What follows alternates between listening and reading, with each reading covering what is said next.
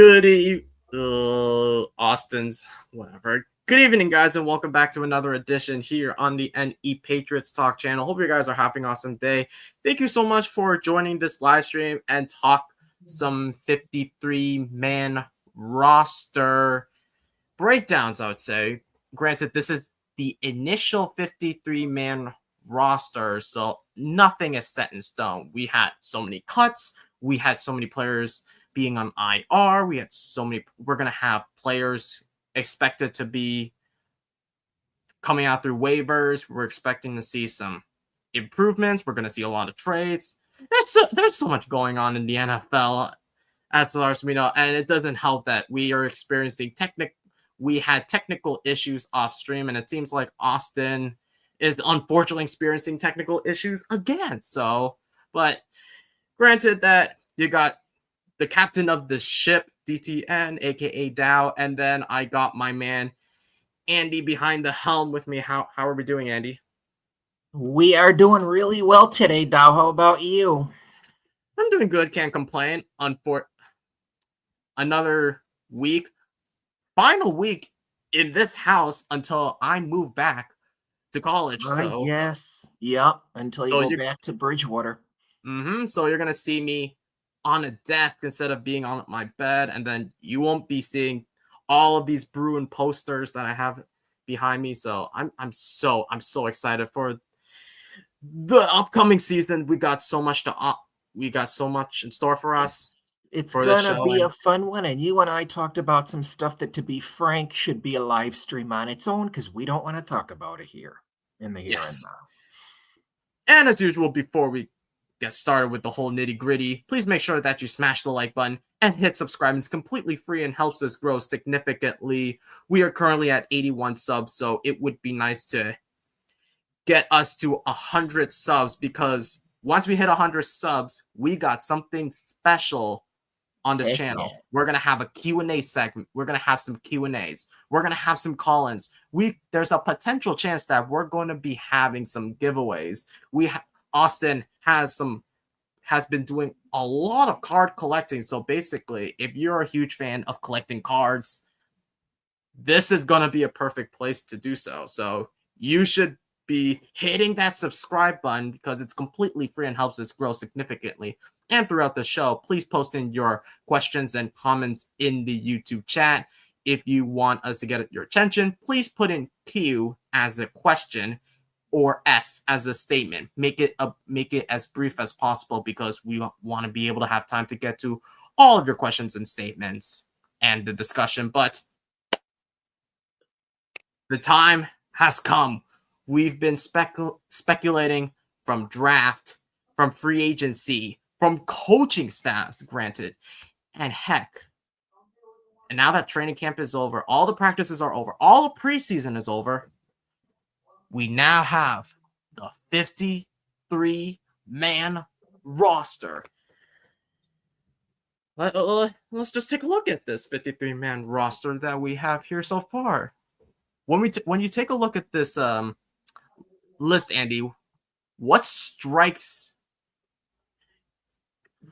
you in what do you like about this roster? What do I like about it? Okay. I love the fact that we carried Chisholm. That is, let me just take a look at one thing here.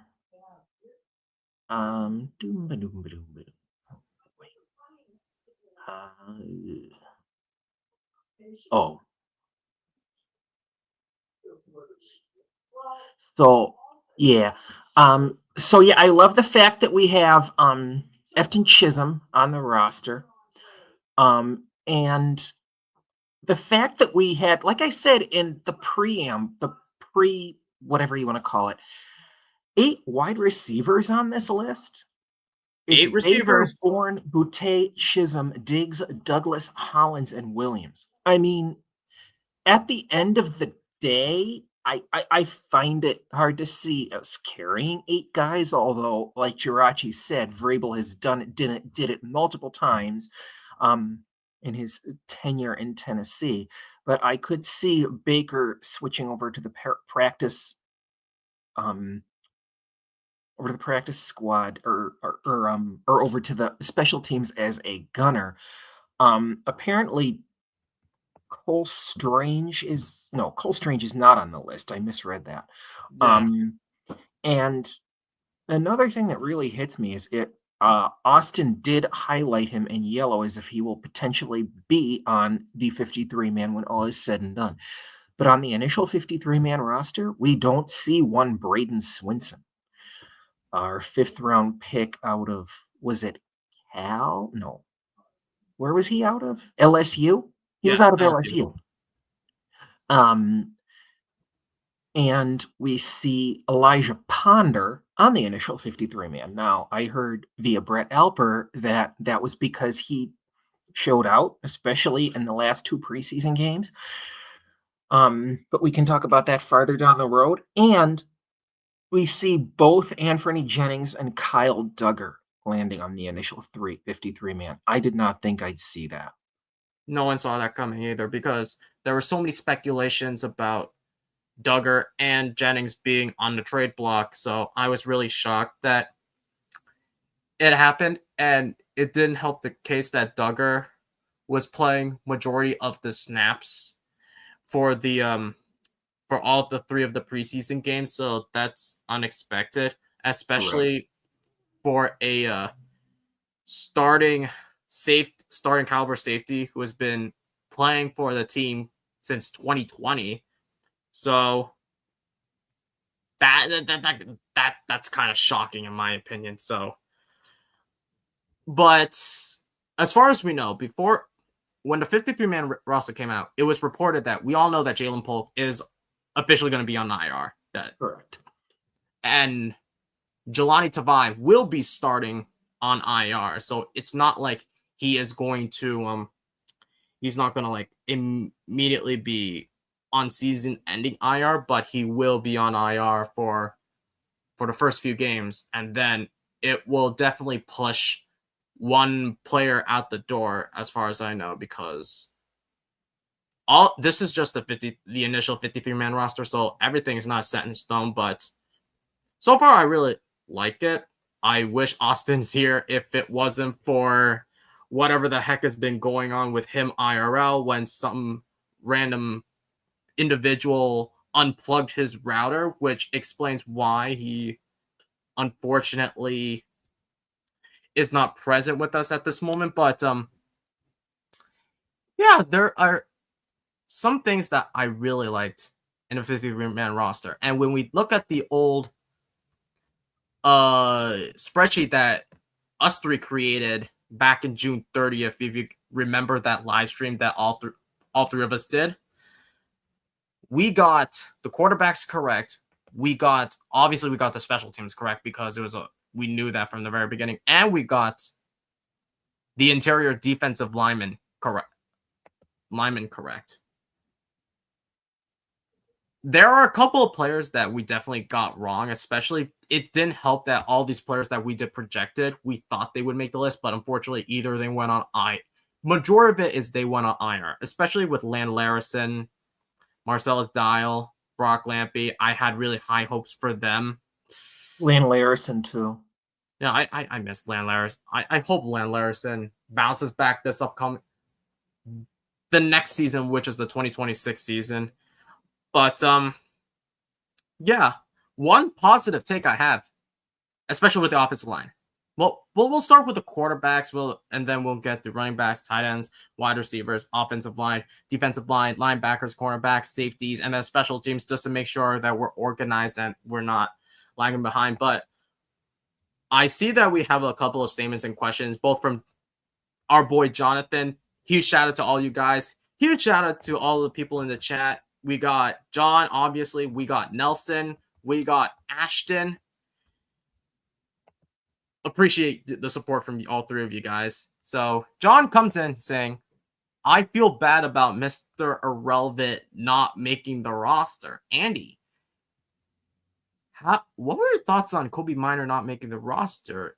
Or do you think that Kobe Minor should have been Mr. Irrelevant? Or do you think some other player could have been Mr. Irrelevant, like Efton Chisholm? Or maybe like the guy that I wanted, Will Lampkin? Or maybe Bryson Nesbitt, or maybe the guy who has made the roster, Elijah Ponder?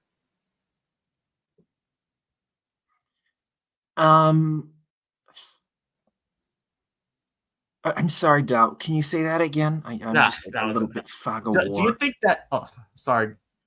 Do you think that Kobe Minor should have been Mr. Irrelevant or no? Because it seems like Kobe Minor did not make the roster and he didn't I prove it during the regular season. he No, I mean not the pre. I mean the preseason or during practices. I would say. I think he had a I can't specifically remember what his highlight plays against the Giants were. I think he had a couple of them though, but I do agree with John's assessment. Feeling bad about him not making the roster here. It's always nice to see your Mr. Irrelevant make the roster. But at the same time, I know all three of us here and a lot of us in the main chat questioned why Kobe Minor? Why was it not Larison um or Joshua Gray, that offensive lineman out of was it Georgia? Was it Georgia? Oregon? I can't remember which school right now. Oregon. Joshua Gray, Oregon State. Oregon State. All right, thank you. Why was it not Efton Chisholm? Because the world thought he'd get drafted. Um, but yeah, at the same time, John, you know, we always want to see the underdog of the draft make the roster. So I do kind of echo that feeling. Yeah, I thought that Kobe Minor would had like opportunities during practice and preseason, but I just felt like with how stacked And this our roster. our to be frank, our bosun first mate Austin did put Kobe Minor on the practice squad, and it would not surprise me at all if that were the case when all is said and done. Yeah, because at the end of the stream, we will be. I wouldn't say like project. We could do like a small projection of who should make the practice squad because all of this is not set in stone because you have so many players that have been cut, and we would have to like wait for like additional news of like who the Patriots are going to be adding through waivers, so they're not done with like forming their rosters. So it's definitely going to be one heck of a process, I would say. And when it comes to like the waiver wires, we are fourth on the list. So basically, Yep. the order given is basically based off the draft order. So like number one would be Tennessee, number two would be Cleveland, number three would be the New York Giants, and then number four would be us. And yeah, I'm just hoping that we bring in we bring in players to boost up the team I through know. Me waivers and too. whatnot. But John comes in with another question. He said that, what do you think about Javon Baker making the roster solely based off of special teams rise? I said this vocally in my video after during halftime last Thursday, where I vocally said Javon Baker should not make the 53-man roster after so many balls dropping. It's like dropping balls galore. It's like Groundhog Day. It's like no matter what happens, he will not make plays. He's gonna like ruin drives for us in a certain way. But what are your thoughts on this, Andy? Because Uh, I go ahead. Go ahead. No, I was gonna say, what are your thoughts on, because I thought that Javon Baker should never make the 53-man roster to begin with, and people are still hyping up because of his It's special teams. he should not be listed. I'm going to be blunt. He should not be listed as a wide receiver. I want to think in my heart of hearts that this man made the roster solely to be a special teamer. The fact he is listed as a wide receiver kind of makes me sick. He had no highlights in the preseason that were not special teams related. None. Count them if you can. Um, I have to think, like you were saying earlier, Dow, this is,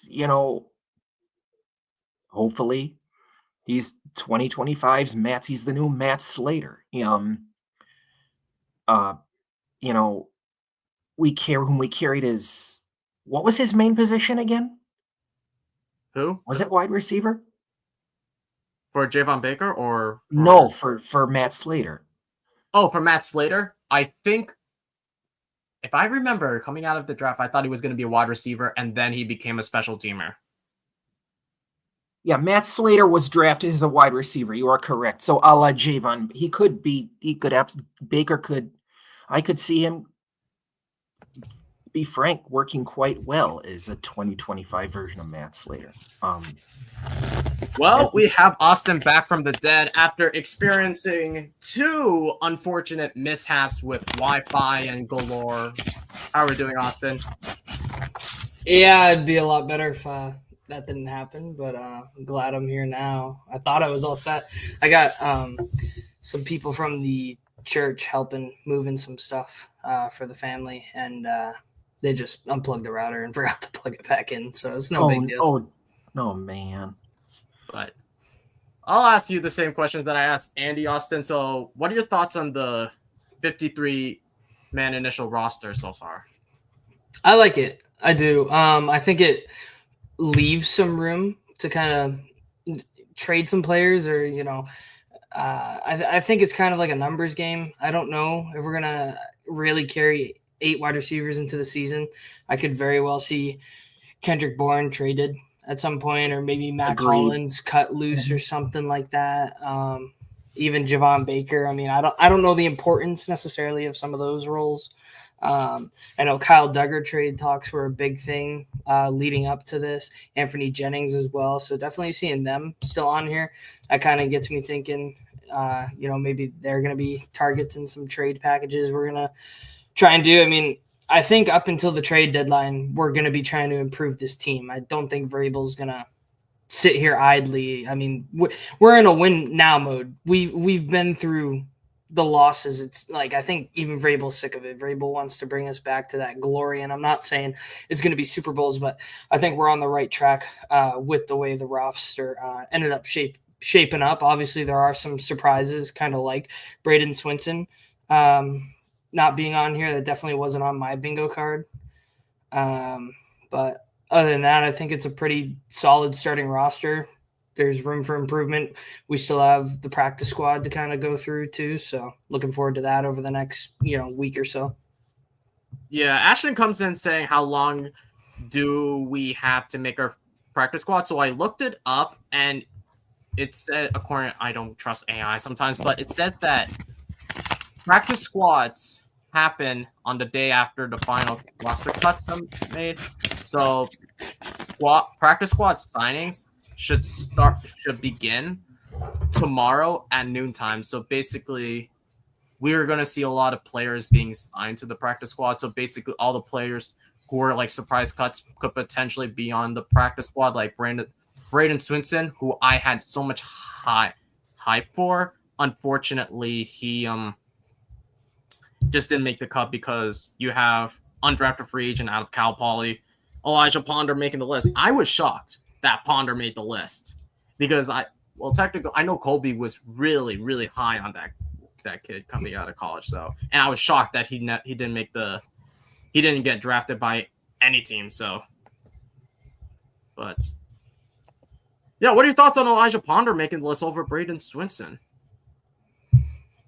I kind of like it, honestly. I mean, from multiple reports, they're saying Braden Swinson really didn't wow in camp, wasn't contributing in certain ways. So, I mean, at the end of the day, even as much as we all want to love him, if Vrabel and their staff, like his staff, did not love him, then I can understand the decision. I mean, it's definitely not on the scale of, say we're looking at this list and Gonzo isn't on here, then I'd be up in arms and fucking throwing shit, right? But it's Braden Swinson. It's a 5th-round draft pick. I'm not saying it's insignificant because it definitely is unusual not to, carry over your 5th-round draft pick. I can understand a 6th, 7th, maybe those are later, but I definitely thought he was going to be on this team. I thought Elijah Ponder brings a lot of physicality to the team, and I just really like this play. And to me, he has the attitude of a defensive Efton Chisholm. Like, they both literally, got on this roster and we're just scrapping, and they committed to Vrabel's, scheme, his mantra, like wanting to be physical, violent, trenches, all that. And from both of them, you could tell they fought their whole lives to be on this team. And those are the types of players that you want playing for your football team. You want players that are going to leave it all on the line. And to me, Ponder and Chisholm are great examples of undrafted free agents with zero guarantees they will make this roster and persevering against all odds to actually be on the 53-man roster. So I give major props to both of those guys. How about you, Andy? Yeah, I mean, so I was listening to Brett Alper earlier, and he essentially, was echoing what you just said, Austin. It's like, why is Braden Swinson not on this roster? And that's, the biggest surprise of all to him was seeing Swinson not on this roster. And it's because of the preseason performances. It's like we saw, minicamp and preseason, these guys just saw more out of Elijah Ponder than they did out of Braden Swinson. And I believe, Dow, didn't you and I do the Braden Swinson chat? I think sometime last month. No, and we were even talking about that. That was me and Dustin. You and Dustin. Okay. But yeah, no, I was just in the chat line on that. But yeah, the fact that there are guys who are just natural football players, and we saw it. Austin, you and I saw this with Efton Chisholm live, and we've seen it, in the 2 subsequent preseason games with Elijah Ponder now. So there is, a not entirely unsurprising reason that Ponder made the roster over Swinson. I noticed, looking at your list, Austin, you have Swinson eventually making the final 53, but that's for a later discussion. But yeah, most of what we've been reading and hearing, it's for now at least, Elijah Ponder completely belongs on this roster. I would like to add that list that you do have access to is our collective from the live stream, so it's not necessarily my opinion of Braden Swinson. It was just all of us kind of agreeing on that. Yeah, okay. We'll definitely do a bit of comparisons to this initial 53-man roster to the 53-man roster that we made back in June 30th of this year. Granted that there were a couple of players that we had on this list that are either cut by now, and then there were a couple of players that we never added, like Alec Lindstrom, Tyler Davis, but they're all cut, so they don't matter. However, there were some players that we all thought that would make the roster are unfortunately on IR. So we will definitely get into that. We will continue with some of your questions. Actually, Austin, since me and Andy already touched this question, but maybe you can get your thoughts on this. But John asked earlier, what are your thoughts on Javon Baker making the roster solely off of special teams reps?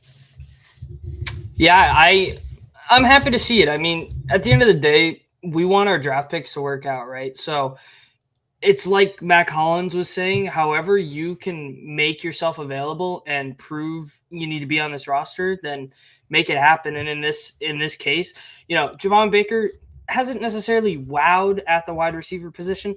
I mean, he's had very excellent get off. He's still very raw as a route runner.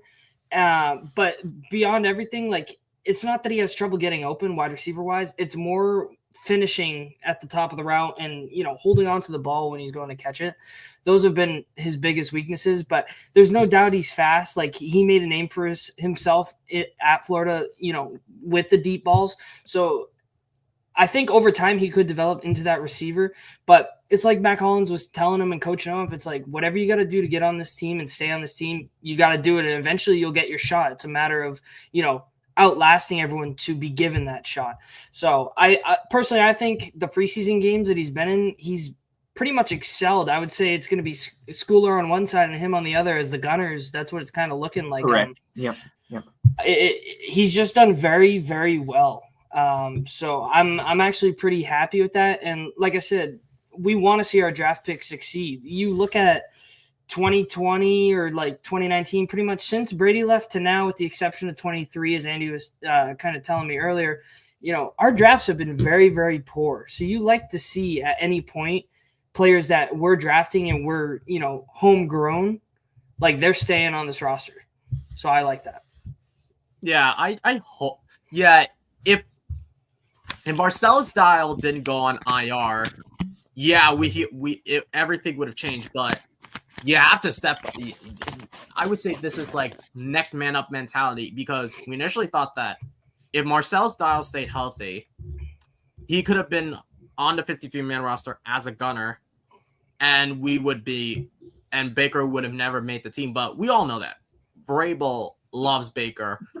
I don't know why, but he seemed to like him. And I remember there are times where Mike Vrabel was a hard ass to Javon Baker, especially with his maturity and whatnot. But we all want Javon Baker to succeed. And I remember, and I want to touch on Mac Hollins's quote from one of his press conferences that was asked about Javon Baker. And he said that you have to, he made a good analogy about having to stay on the seat on the bus. And then he mentioned something. Everybody. Yeah, it's the it doesn't matter how you get on the bus, it's that you stay on the bus.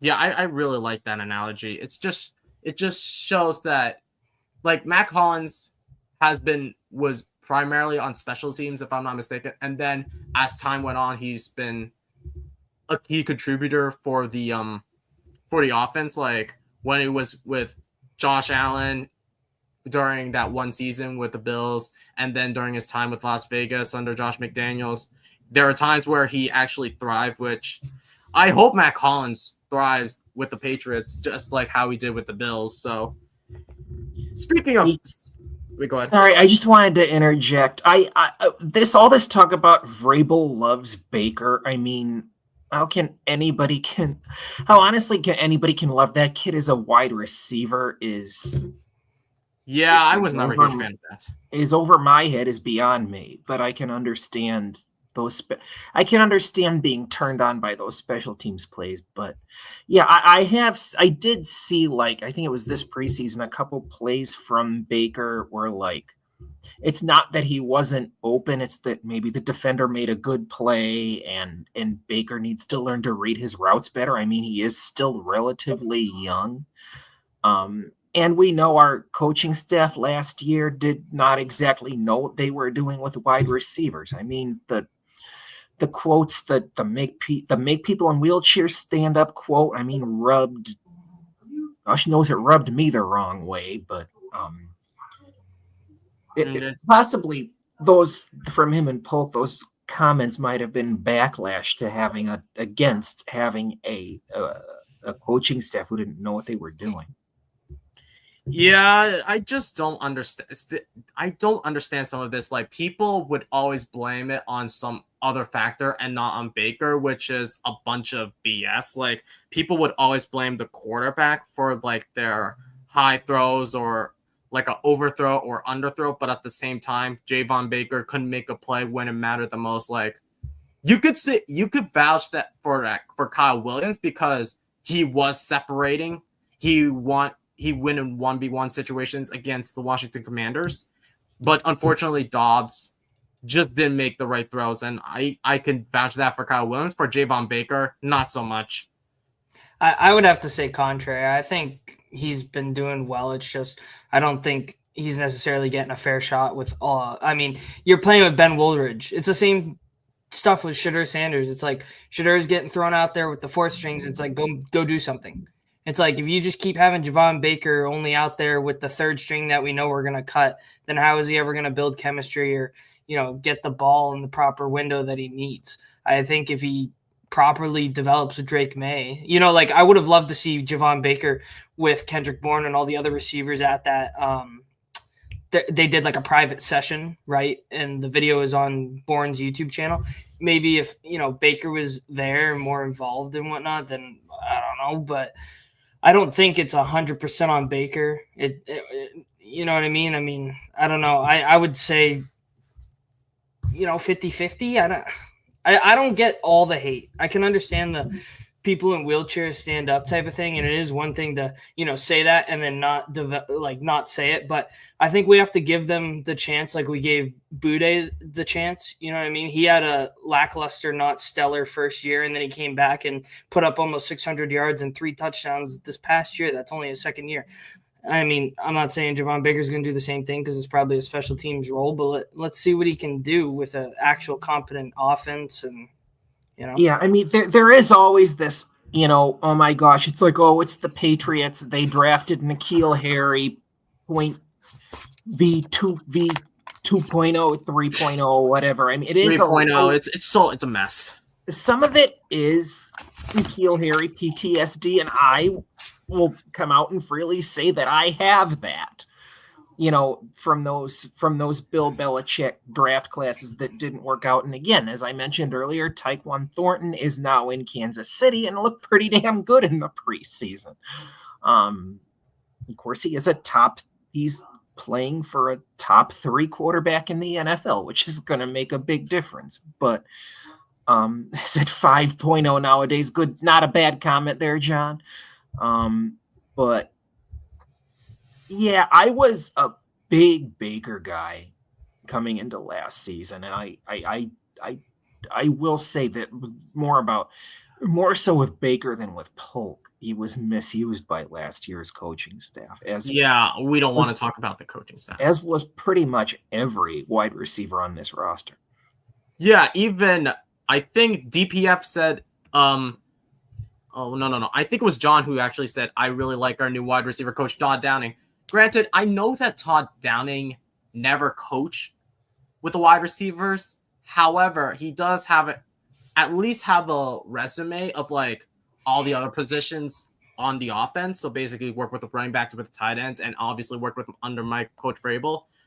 So, yeah, I just feel like now, but the thing with Todd Downing is that he at least has other wide receivers to get like their thoughts on. So it's not like you brought in 2 random dudes from college or maybe like a cancer, like Tyler Hughes. He was an offensive quality coach for the Washington Huskies.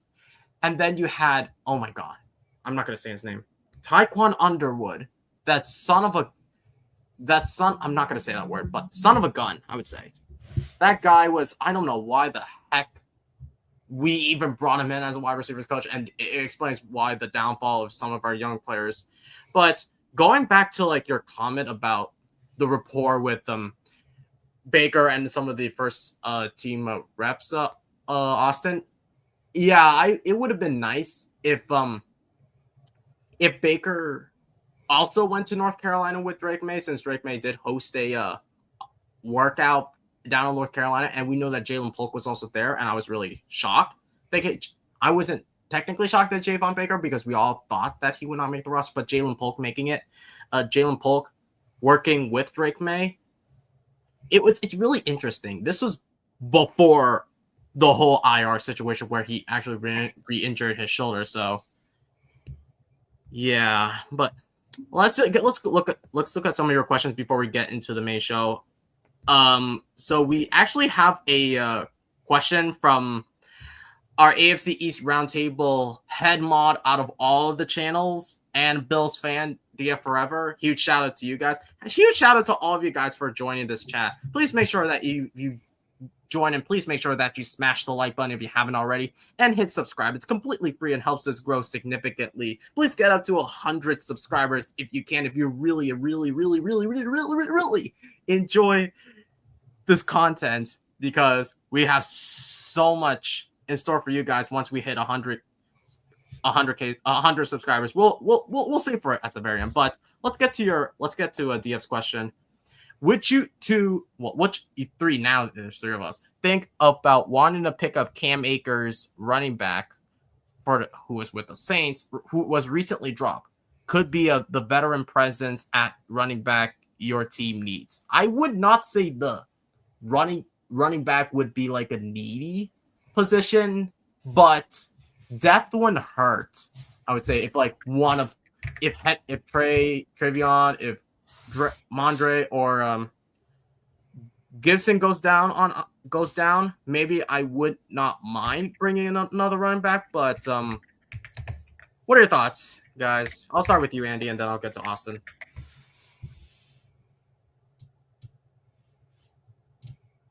Oh, you're muted. I would 100% like to see a running back 4 on this roster because we know Henderson and Gibson are very similar, styles of running back. I mean, they're both quick. They both are.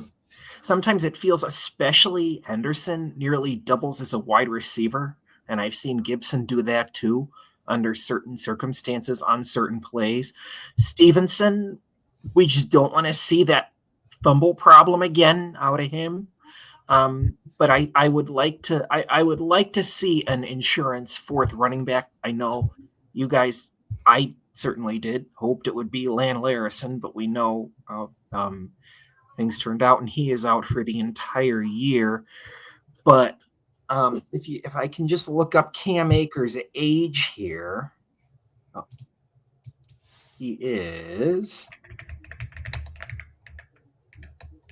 Cam Akers is 26, so he's not necessarily old.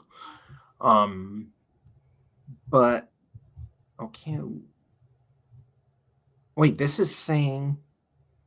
Oh, never mind. My bad. I was looking at it and it said he was with the Vikings, which he originally was. Yeah.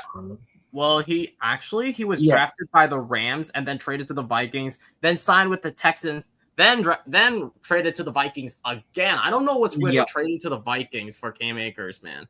I don't know either, but he is out of Florida State, a 2nd-round pick in 2020. But yeah, I'd be down with bringing in Cam Akers as an insurance running back, and because we know we have a couple of injury prone guys there in Stevenson and Henderson. Bringing him in as insurance would be not a bad idea at all. Yeah. How about you, Austin? I personally wouldn't bring in Cam Akers. If we're trying to say vet presence, I mean, Antonio Gibson was drafted in the same exact draft as Cam Akers, and Ramondre was a year later. So I think our running back room is old enough.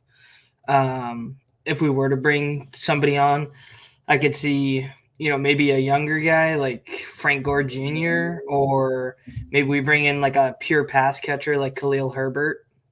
I don't know, just like a J.D. McKissick type, something like that. If we bring in another running back, I think it needs to be a younger guy. I mean, good chance Jawan Jennings or Jermichael Hasty make the practice squad, so they're probably just a phone call away, you know what I mean? So I don't think we're actively – out of all the positions on our team, I think running back is one of our strengths. I don't think we're actively thinking in our heads, oh, we got to add someone to that room. We're going to fail. So yeah, Hasty, I was back to one of my surprises. Hasty would be my second behind Swinson.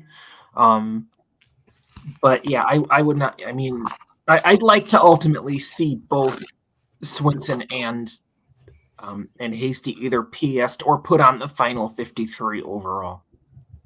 Interesting. I know that Akers has been like a journeyman running back, I would say, because I don't know what's been going on with Akers. Like, I thought he would be like the future running back for the Rams until he got traded to the Vikings, because I have no idea what this running back situation looked like for Minnesota when Dalvin Cook is no longer with the team. So that could be a factor. But then he went to the Texans, but we knew that Joe Mixon would be the starting running back for the Texans. So, and then traded back to Minnesota. I don't know. I just feel like Cam Akers has been having these weird moments as of late, so I would not bring in Cam Akers. However, I would bring maybe some guy I would think of, maybe like a Donovan Edwards with the Jets wave, but I don't think that we're gonna need. I don't think we're gonna need Donovan Edwards, I would say, but we can actually talk about since we're going to get into like the nitty-gritty things, we'll start off with the offense and then the defense. We can also pull up like the spreadsheet and the comparisons. But guys, I'll get to all of your questions throughout the chat. I basically on StreamYard, I basically starred all of your questions just to make sure that I don't miss out on any of your questions. So please be patient with all of us. But John mentioned something about I want us to bring back fullback Jakob Johnson. I never liked that Bill Belichick dropped him the very second he wanted a new contract. So, Andy, do you think that we need a fullback? And do you think that Jakob Johnson could reunite with Josh McDaniels?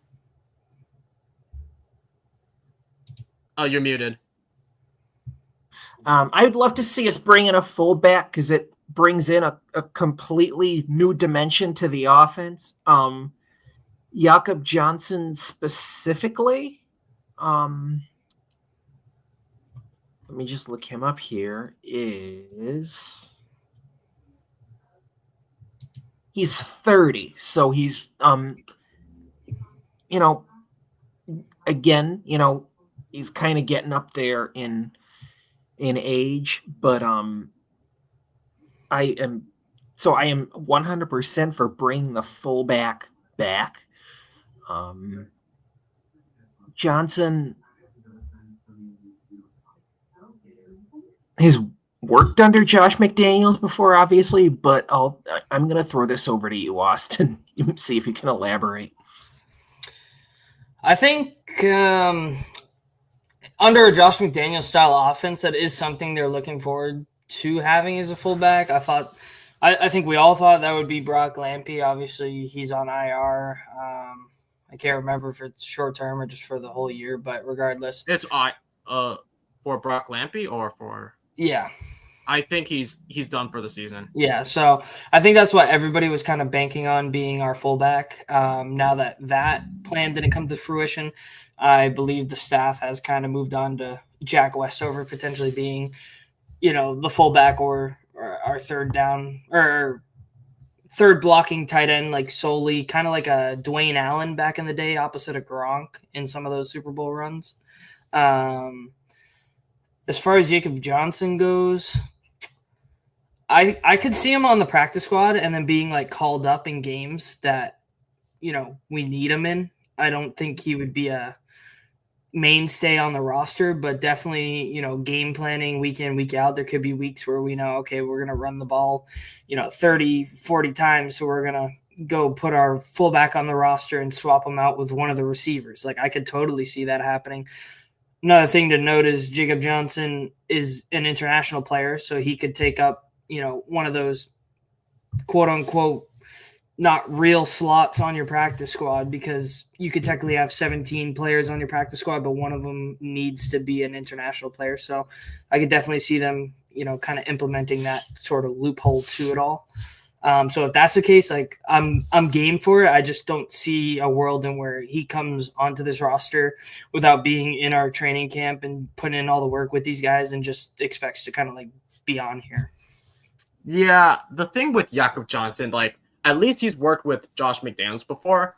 The only difference is he's never worked with a quarterback like Drake May. He's never worked with like the majority of the players. Granted that he knows a few of the players on the Patriots. You still have Bourne, still have Hunter Henry. You still have who is it? Michael Onwenu, and then he had experience with Austin Hooper because Hooper was with the Las Vegas Raiders for one season. So I wouldn't mind him bringing him back. I just think that if it's because I would consider giving him like a 1-year deal, I wouldn't like entirely like you alluded to, Austin. I wouldn't like put him on the 53-man roster. I would definitely put him on the practice squad. So yeah, I wouldn't put him like on the active roster. I would just put him since yes, he was an international player because he's from Germany. So yeah, I think that we would give Jakob Johnson chances. I just don't think he's going to be like your 53-man roster guy. It would only depend if one of our players goes down to IR, and if that's the case, we have to sign him. But at this point, I don't. Fullback, yes. Jakob Johnson, not really, because we have Jack Westover currently also repping at fullback besides tight end, so that could also play into a factor. But I really love your questions. I really love your questions, guys. Keep asking. I would like to add too. Jacob Johnson is 30 years old, and for reference, James Devlin retired when he was 31. Interesting. So I wouldn't mind having like a welcome back party and maybe retire as a Patriot.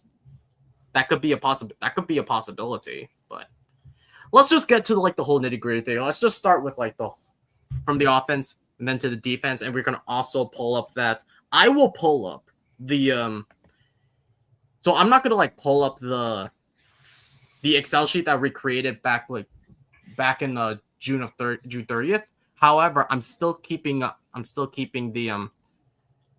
initial 53-man roster so we can get a gist of like what the current initial roster looks like. So I'll pull up from my computer, but not through like the stream. So when we look at the quarterbacks, there's no shock that the quarterbacks we knew that Drake May and Joshua Dobbs are going to be on the roster, especially when Ben Woldridge had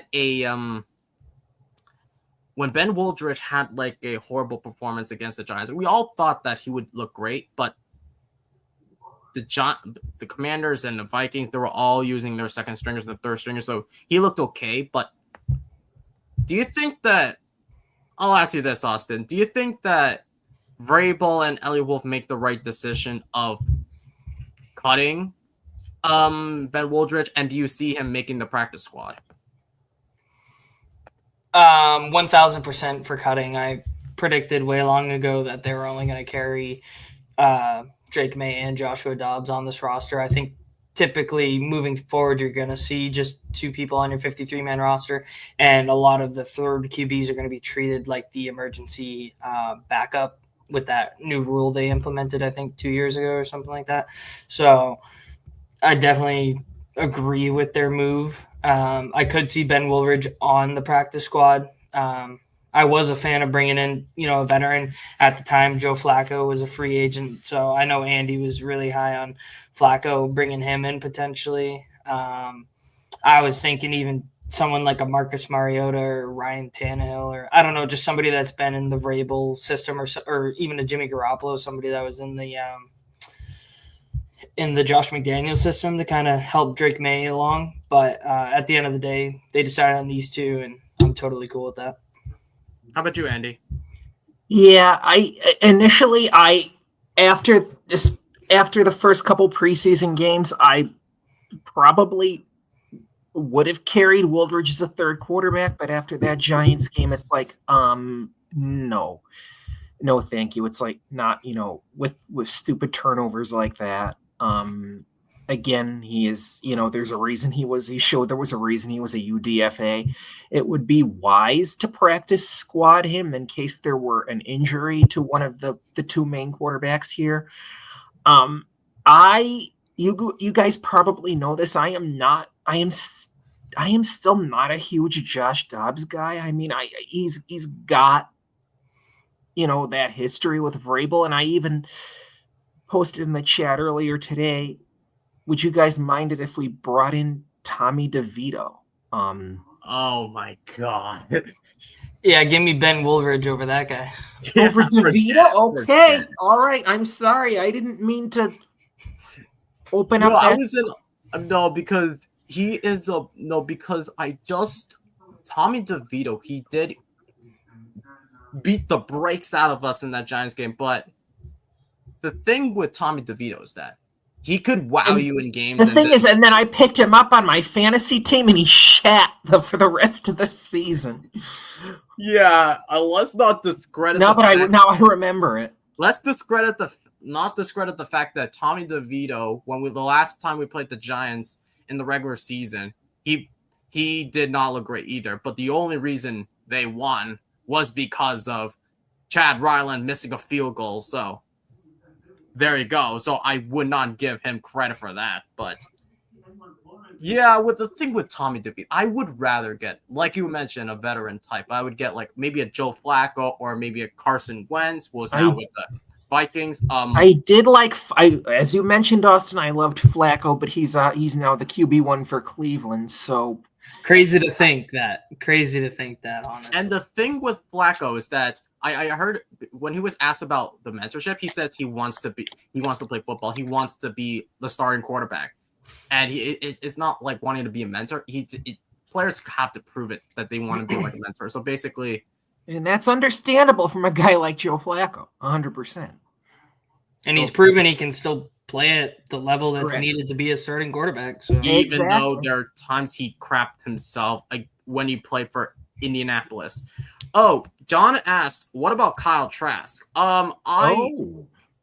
He could be. He was drafted in the same class that Noodle Arm Jones was in that. Exactly, 2021. And he was under the legend. He was under the legendary Tom Brady for a brief moment. So correct.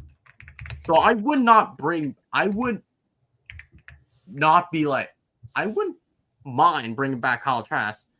I just think keep an eye on Philly releasing Tanner McKee, although I would not bet my bottom dollar on that at all. Tanner McKee could be on IR, but wait, is he released or is he on IR? He did have that thumb injury. Yeah, he did. That's why. Oh my. That's why Eagles traded for Sam Howell, because Sam Howell, man, he's not a good quarterback in my opinion. Granted, he is Drake May's best friend, but he's not a good quarterback, unfortunately. Gerard suggested Snoop Huntley. Who? Tyler Huntley. Oh, okay. Yeah, I've heard chatter about Tyler Huntley. It may sound funny, but I wouldn't have been against bringing back Jared Stidham. Oh, Stidham? I have been a Stidham guy from the word go and was made fun of it. Oh, Andy, how can you like Jared Stidham? You saw him in that last game against Denver. He fucking balled. It's like, okay, maybe I'm not that stupid after all. To me, your third string, like, yeah, you want him to be capable of coming into a game if worse comes to worse and your first and second string go down. But at the end of the day, you just need a quarterback that knows your system, can help the other people on the totem pole learn, and then can hopefully run that scout offense. And much like we drafted Stidham, so much like under Josh McDaniels.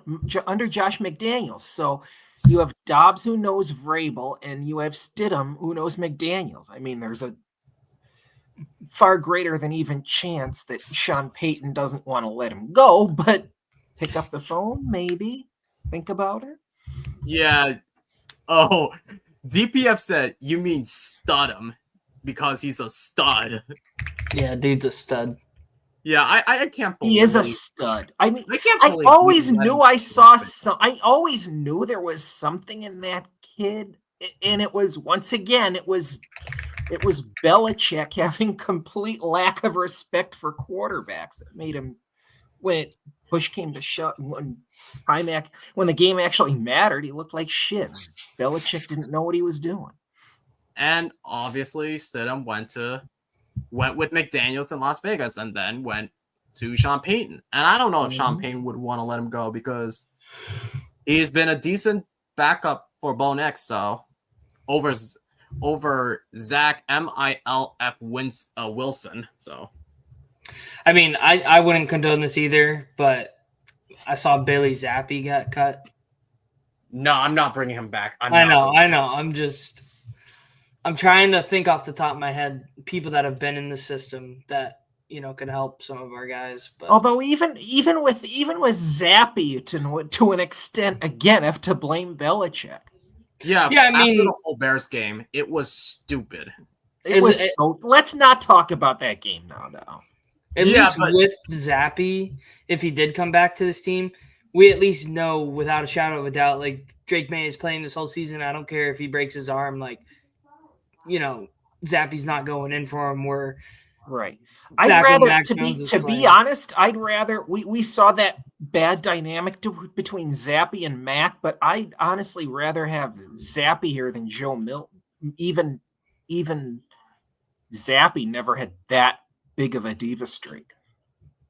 Yeah, I just felt like there's so much pressure going to Bailey Zappi, but I blame that more on Belichick because he has zero clue, and I mean zero clue of what the hell he's doing on offense. So I put more of the blame on him than I put the blame on Bailey Zappi. So I love Zappi as an individual. I just felt like if we didn't draft him in the in 2022, it would have been a completely different story. But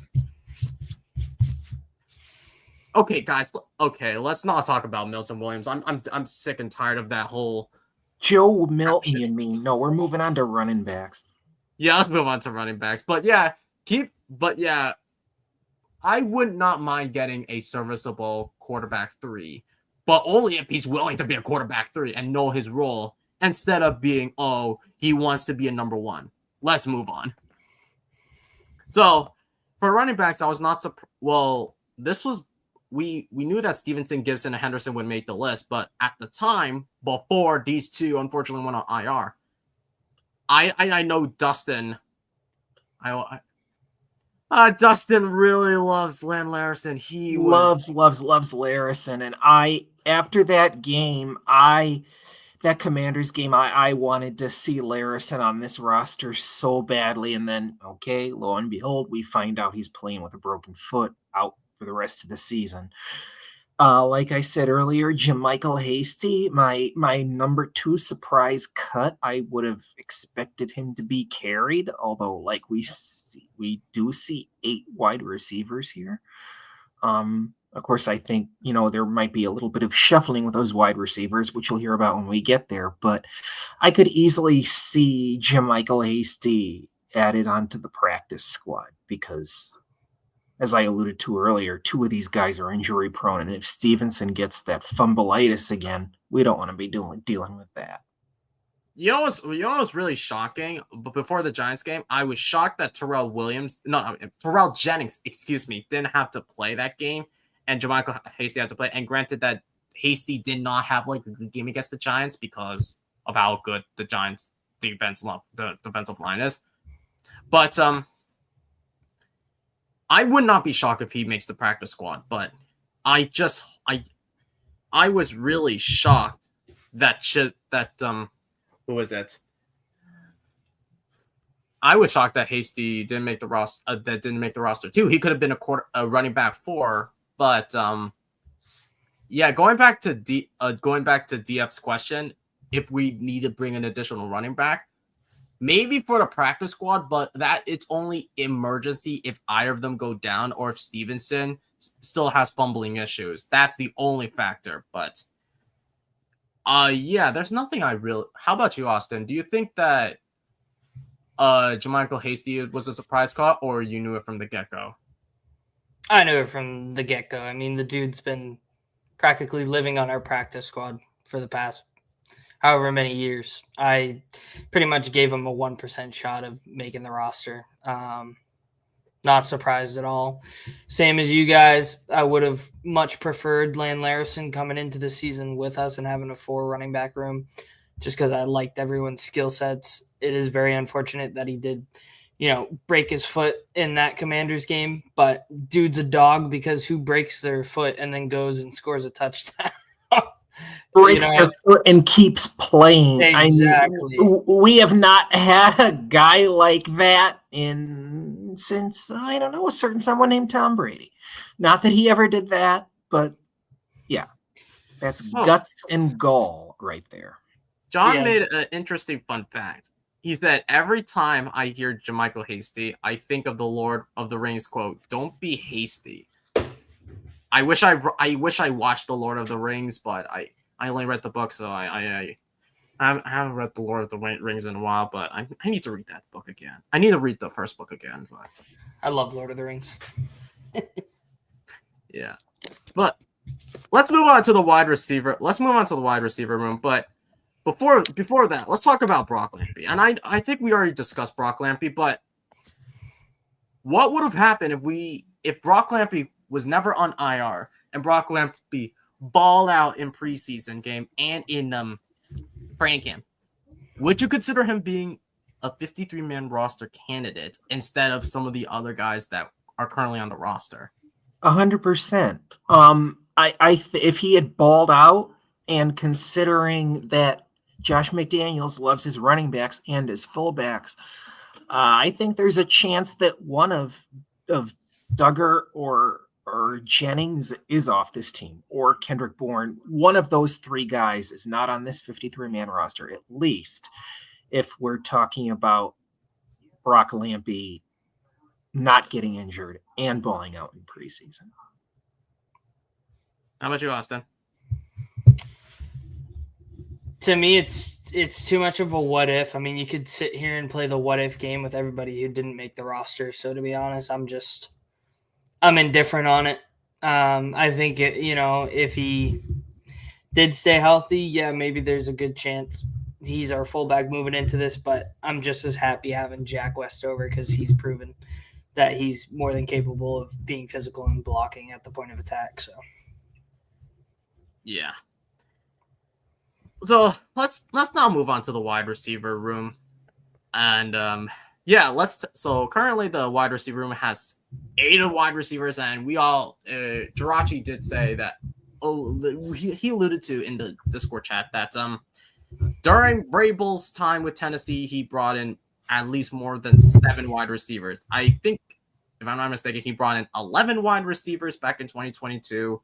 9 wide receivers in 2021. I asked him if he how many he carried in 2019, the year that Vrabel beat the brakes off of Belichick and Brady. He brought in 8. So we could be surprised as Patriots fans, but to Vrabel, not a shock. But we take a look at who we projected, and some of these players that we have it correct. We got Douglas, Diggs, Bourne, Hollins, Williams, Booty, and Chisholm.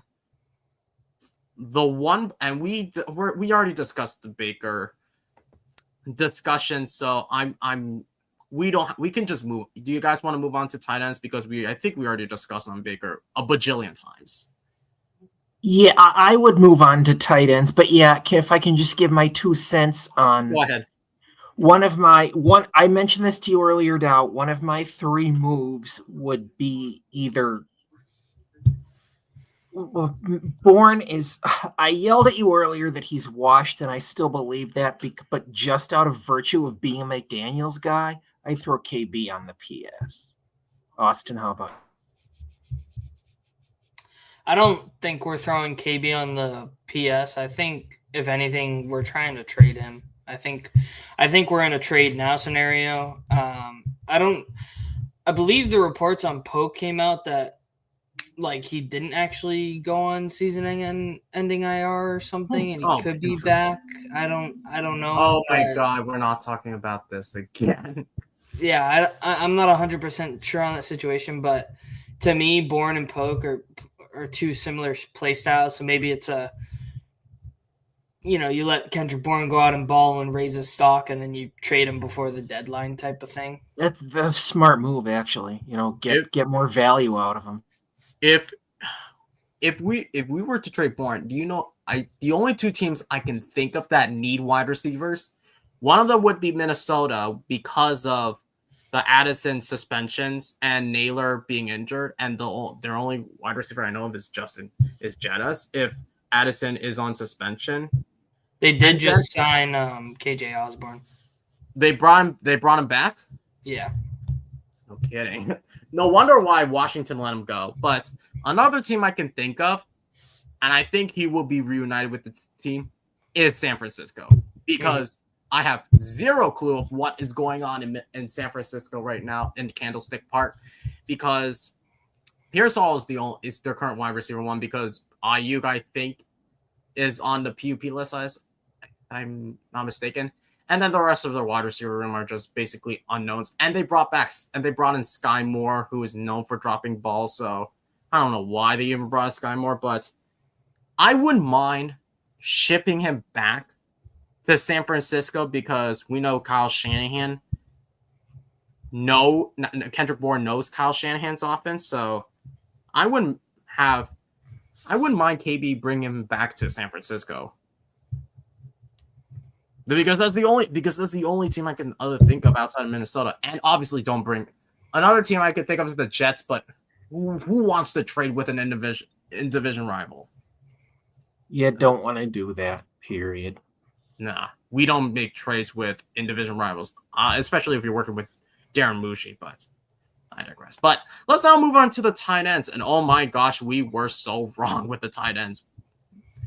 Well, technically, we got two correct, but we did not foresee having a third tight end. But let's talk about that. Since we already know that Hunter Henry and Austin Hooper are going to be your starting two tight ends, let's talk about the tight end three behind these two. I was shocked, and then I was not shocked that Jack Westover made it before Bell, Dupree, and Scott. And I know we said this before, Andy. You and I, we were both high on CJ Dupree, and I thought he would have the chance. So did I. But it seems like Westover had the nod over Bell and Dupree. Do you think that, well, I don't know why. Why do you think that McDaniels and Vrabel would prefer Westover over Bell and Dupree? I get it with Bell because of his size, dropping balls, and whatnot, but anything else you two want to add on why the Patriots would give a nod to Jack Westover? I mean, possibly, as we alerted to earlier, him doubling as a fullback, just kind of talked to Josh McDaniels, if you know what I mean. And Austin, I remember you earlier saying you kind of liked Westover for as an offensive fit on this team. I forget exactly why. If you could remind me, please. I just said because of the blocking value he adds. Okay. I mean, I know before we when we did our initial roster predictions, I believe I had Bell, somebody had Dupree, and somebody had somebody else. Like, we were so torn on the tight ends. You had Bell, I had Dupree, and I think Dow had Westover. We all had a different tight end three. Obviously now we know it's Westover who. Yeah, I hope Westover does well, because me too. He was an undrafted tight end out of Washington, and before he was with us, I think he was with Seattle. Seahawks. He was with Seattle, correct? And he's 26, so at least he's young technically, but not really. But I wouldn't say 26 is a young age. But yeah, I wouldn't mind Jack Westover, considering that he could provide like a blocking ability, and he's a tall guy, and yeah, I wouldn't mind a young. But I think would you look into like tight end? I get it that Westover is a young guy. I get it. Hooper is already on a 1-year deal, and he's getting all. Hunter Henry is going to be on this final year of the deal. But if we look at tight ends, would you consider looking to like tight end as like a need for a free agency and draft? Because Tyler wants this guy Koziol from, and then I wanted Okonkwo from the Tennessee Titans, because if Tennessee is not giving Okonkwo an extension, then I would say pick him up, because Okonkwo spent time with Mike Vrabel. He knows Mike Vrabel from 2022 to 2023 before Vrabel got dismissed. But would you guys wouldn't mind Okonkwo? I wouldn't mind him, but does he push the needle? That's my biggest thing. Like, is he a starting caliber type of thing, or are we just going to get the Jonnu Smith treatment where he just is on the team for 2 years and does practically nothing and then gets traded away? Like, I think we definitely need to go for one of those top tight ends in free agency next year, or look for something in the draft, because I mean, as I think it was Jonathan, he said Westover's 26, and you're saying last year he was a UDFA. That's a pretty late start. We got Hunter Henry and Austin Hooper pushing over 30, maybe they're 31 if I remember, but like everybody in the tight end room's getting up in age. Like, I'm a fan of trading for like Kyle Pitts. Like, I'll take that. No, not Kyle Pitts. I will take that bet. I hit the draft for tight end. Oh, So, DPF mentioned. So, how about this guy, Jelani Woods, who is with the Colts? I don't know much about him. So, Andy, if you wouldn't mind to go on like PFF and see his stats, even though Jelani Woods, can you spell his name? Jelani. I got it. Jelani Woods, PFF. Here we go.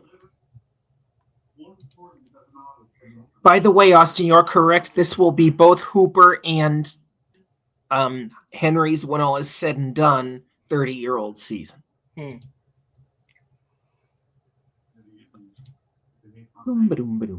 And while Andy's looking, I'm gonna read the chat.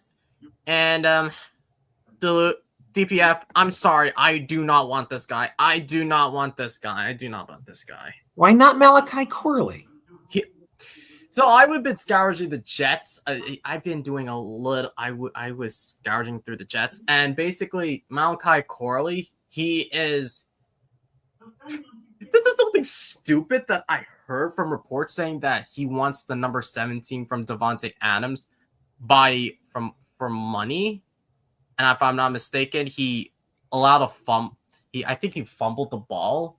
He has maturity issues. Like he was supposed to have this so-called touchdown against the Texans, but he premature. He had a celebration, and it turned into a.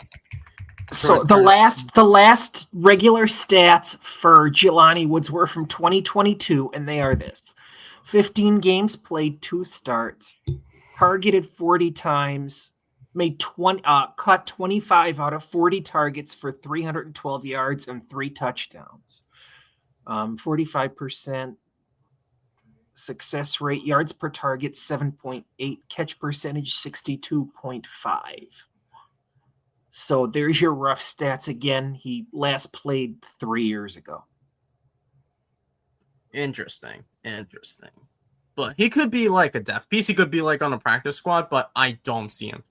I'd look to the draft for a tight end. Yeah, I would look into the draft. I mean, I am looking through kind of like the free agents for next year, and Okonkwo is a free agent, as well as Isaiah Likely. If Ravens are not giving him an extension, because Lindenbaum is not getting an extension, as far as I know. I think Kyle Pitts as well. So no, Lindenbaum's a tender, but I'm talking about like Baltimore's draft class, as far as I know. But yeah, I wouldn't mind Kyle Pitts. But I was just listening to younger. The problem with Kyle Pitts, man, Arthur Smith didn't know how to utilize him. Same with Zach Robinson, who was the highly touted offensive coordinator candidate in the 2024 what is it, like the coaching search, I would say. Mark Andrews is going to be a free agent next year. Drop the ball against Buffalo. Huh. I know. Trust me. I've tried to have people draft him on my fantasy team. I was like, no, thank you. No to Mark Andrews for me. Likely, Dallas.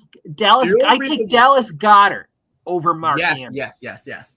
I would also back to Likely, and here's the reason why I would bring him back Likely. Guess where Kyle Pitts, correct? Guess where Likely went to school? Guess. BC. He went to BC. No, he actually went. No, I was talking about high school. I have no clue. Oh, well. Everett High School here in Everett, Massachusetts. So we can bring him back to Massachusetts. Andy,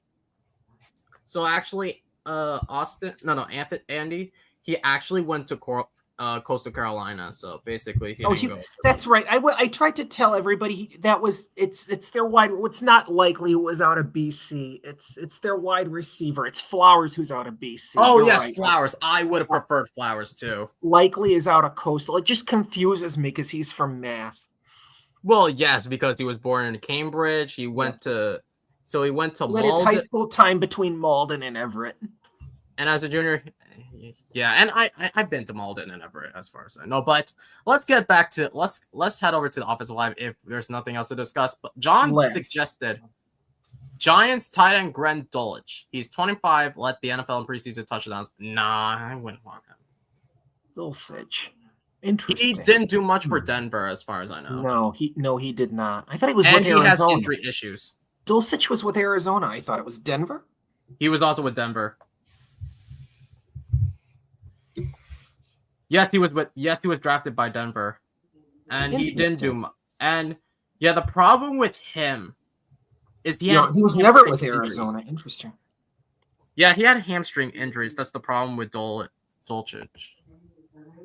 But you guys want to move on to the offensive line? Yes. Because we have a lot to discuss with the offensive line. So let's take a look at the offensive line. And oh my god, it's interesting how there's so many players that we got correct on for the offensive line. So we got Moses, Campbell, Bryant, Wallace, Bradbury, Onwenu, Jared Wilson, and that's it. However, I'm shocked that Vidarian Lowe is back. I told you this, Dow, earlier. I mean, pretty much everybody heaved a sigh of relief when Trey Jacobs was cut. It was like, sayonara, see you later, auf Wiedersehen, goodbye. Cole Strange, I could have understood, like Jirachi said, keeping him as a depth piece with the T in there. Depth piece. I could have understood keeping him as a depth piece. Ultimately, that first list, he was a typo. We did not do that. Vidarian Blow is, I know, has become, not just by me, Dow, a fairly, you've taken to calling him that too. I am not pleased he's back on this roster. I think Conley was a guard, Lowe is a tackle, but I would have. Blow. I could never get that nickname. What? Blow. Vidarian Blows, Blows. Yes. That name it'll never stop. I love it. I love it. Vidarian Blows. But yeah, at least he's as much as we hate Vidarian Blows, he would be a serviceable left tackle as a backup, but not like as a starter, as far as we know. Exactly, 100%. I would like to have carried Jack Conley out of BC. I love Jack Conley too. Ultimately, we did not. But thankfully, we have Marcus Bryant, who has experience at right tackle at SMU. And I feel like he's a better left tackle. I think he should have. He's one of the most underrated tackles, in my opinion, because. Hold on, fellas. I'll be right back. That's fine. So yeah, with who is it? When we talk about Marcus Bryant, I like Marcus Bryant as a tackle prospect because I did not think we would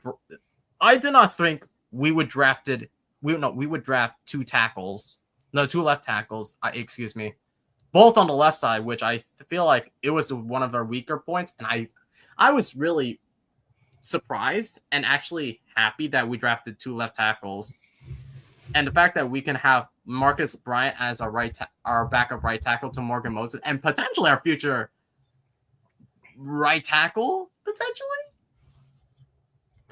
Could you guys see Marcus Bryant being a future right tackle?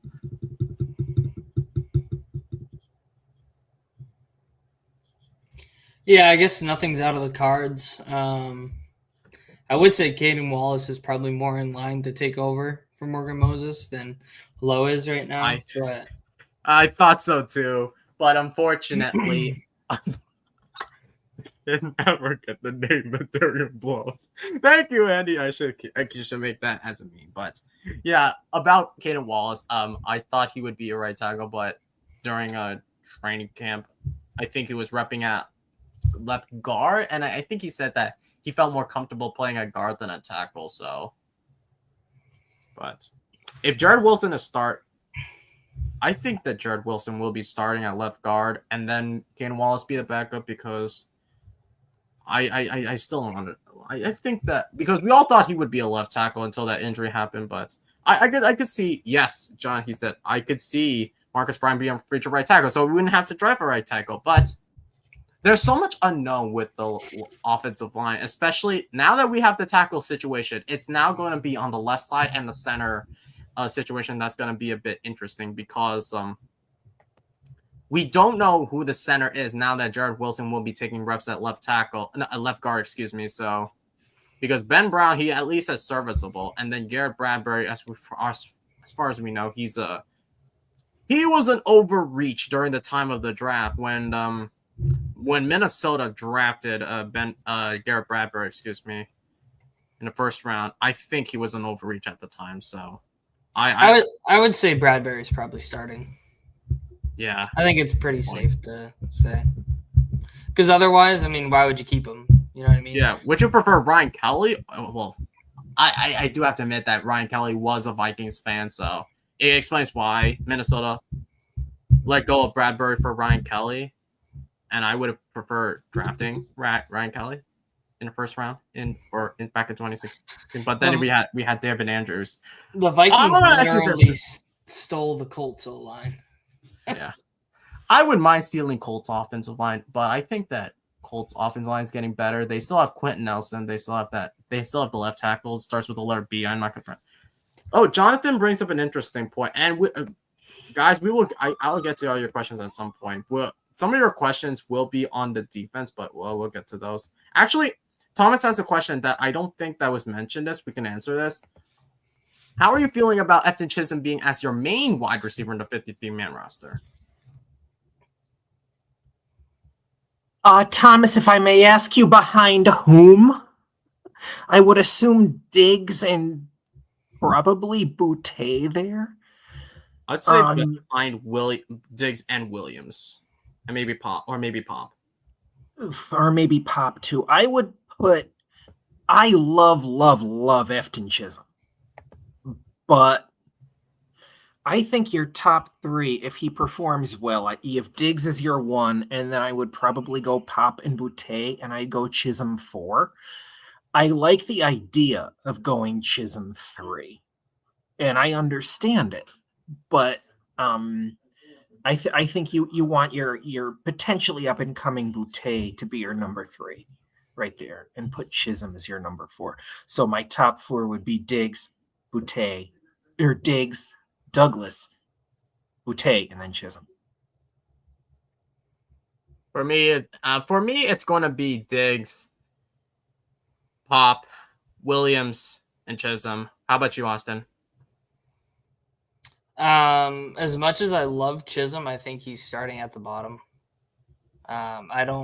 He's not getting the nod over Boutte or Douglas or Diggs or Williams, I would assume, at least to start the year. And it's just going to be a slugfest, and who's going to perform best. I'm glad he made the roster, but I'm not ready to just, hand him the reins and be like, you're one of our starting wide receivers. Like, I think there's going to be a serious, battle week in, week out.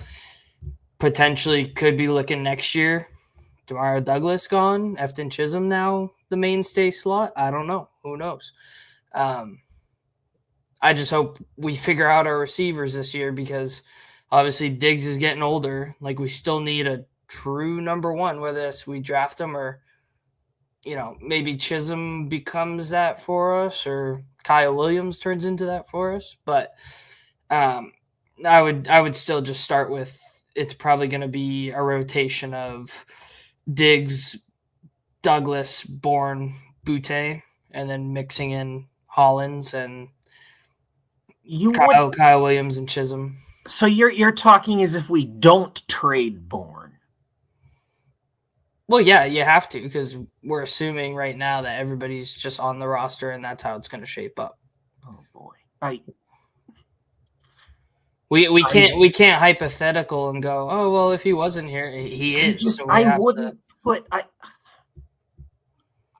My 2 cents, I would not put Bourne at the top of that pecking order, anywhere near it, but that is just me. I mean, Bourne's proved that he can be a receiver in this league. Chisholm has yet to do that. Yeah, Bourne, he would have been great if he wasn't doghoused by that one particular OC. He wouldn't be combined with injuries under Bill. He was doghoused by Belichick too. Ugh. Screw Mr. Harry Riz guy. Screw Coach Pencil. Screw Giants fraud. Screw them all. Lions fraud. Yeah, but anyway, back to the task at hand, O-line. Yes, O-line.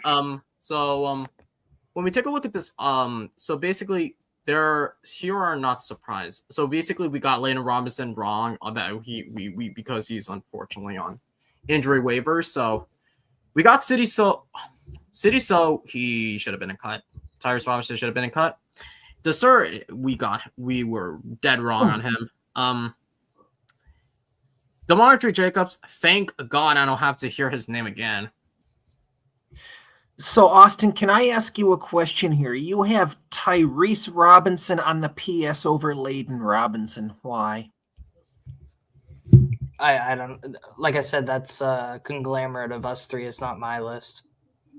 Yeah, us three collectively created that list. We collectively decided on that. I'm not here to say I made that decision or you made that decision. It's just I might have wanted somebody else, but we were like, all right, let's call it spade. I got. So it's okay. Okay, cool.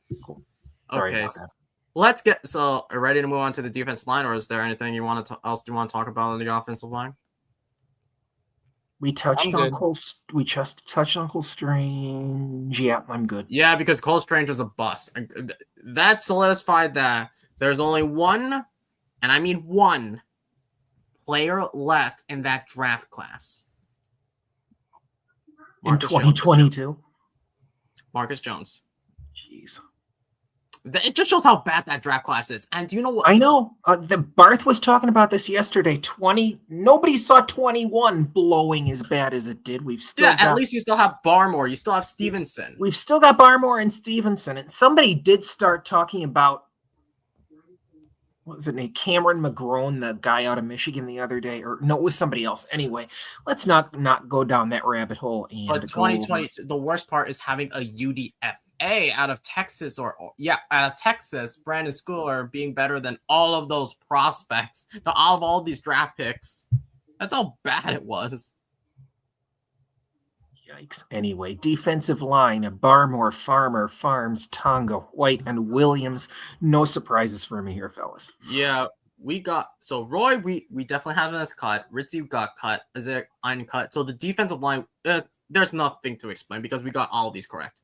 Let's talk about the edge rushers, however.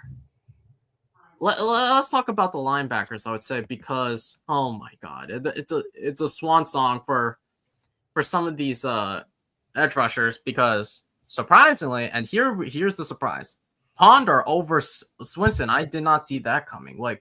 Ponder, he balled out during the preseason, but I did not see Swinson getting cut. But that's just because he hasn't done much during the offseason. What are your guys' thoughts on Swinson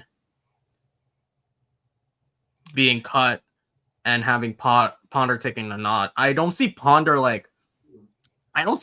being like a starting edge rusher, but I see him more as like a developmental guy. I definitely see Ponder as a developmental guy. Yeah, go ahead, Austin, because I have pretty much given my 2 cents on the whole Ponder Swinson thing. So go ahead, buddy. I think I kind of answered this too when I initially joined after all the mishaps, but just to, I guess, solidify that, I was shocked, but it makes sense at the end of the day because Swinson wasn't performing in camp the way that they wanted him to. Ponder was taking in more of the coaching, and I mean, you just saw the results out on the field during the preseason and, training camp. So as shocked as I am, it does make a lot of sense. But again, he's not going to be a starting edge rusher. To my understanding, I mean, a lot of reports were saying, I know it's not listed on here, but like Chason over White, apparently. Like that's how good Caleb Chason's been doing. So he's like Ponder wouldn't start over him. And you have to assume Harold Landry's on the other side. So it's definitely just going to be rotation at this point, which is totally fine. 100%. You're going to rotate. You've got 8 guys here. You're going to be rotating pretty much all of them at some point. Well, there are a couple of linebackers that are not like outside linebackers. There are a couple of middle linebackers, but I agree. I think that with K'Lavon Chaisson, he's one interesting guy. He was the former first-round pick by the Jacksonville Jaguars, and then after his 4-year contract with the Jaguars, he spent his time. He was signed by the Panthers. They waived him, and then he brought him for the Raiders. He revived his career with the Raiders, and now he's New England. If he balls out in New England, and granted that if he makes the Pro Bowl, do you see K'Lavon Chaisson getting a contract extension? If he balls, I get that this is a what-if situation again, but since Chaisson has been balling out as of late, I'll say for a fact that Jaguars suck in general. They are a poverty franchise as far as we know. Do we see giving K'Lavon Chaisson a contract extension? At 26, I couldn't see why not if he really balls out. If he goes out and performs, I mean, I'll drive down there myself and hand him the contract. We have been missing. 100%. I completely agree with you. We have been missing edge rushing on this team. We've been missing pass rush in general on this team for the past 5 years. Yeah, like since we lost Judon, so a couple of years ago. Yes, since we lost Judon. Our ability to get to the quarterback has been abysmal. We were dead last in sacks. Even with Judon, like it's bad when you're only counting on Judon to get it. Like Uche wasn't getting there, Jennings wasn't getting there. Like right, and he was as old as he was. Yeah, that we haven't had a potent edge rush in years, frankly. I think that's why everyone was so high on Abdul Carter before the draft. Abdul Carter, including me. I was a huge Abdul Carter guy. If it wasn't for the whole Bills game where the fraud won us the game, that I felt like should have been a loss. If we'd lost that game, yes, Carter probably would. I don't know. I mean, is it possible that Vrabel liked Campbell enough to go with him 3rd overall? I'm not sure, but there is a reason. I digress. There is a reason a lot of people, including myself, were excited when Chaisson was picked up during FA, especially when the Raiders defense looked great, and I mean great, even under Antonio Pierce. And I think like Raiders did Antonio Pierce dirty. I get it that he was. I just feel like Raiders in general. I'm not discrediting Antonio Pierce as a head coach. I feel like the organization as itself, they are a shithole under Mark Davis. I mean, yeah, and how much do you want to bet that Pete Carroll would have loved to have had Chaisson on that roster? He's like, oh boy, I got another defensive toy here I can play with. Yeah. But yeah, I feel like we already know about Landry because Landry making being like your starting linebacker, starting edge rusher. Towards Vrabel guy. Yeah, he's a Vrabel guy. He's a Boston I wouldn't say a local, but he did go to BC during his time in college. So at least it's like a return. I would say like a homecoming for Harold Landry, I'd say. And then Chaisson, I feel like since he went to LSU too, so basically him practicing with Will Campbell, granted that Chaisson never worked with Will Campbell, so that could be an interesting factor. But I love the fact that Chaisson was a beast coming out of LSU. If it wasn't for Jacksonville being how stupid of a franchise they are, it would have been a whole different story.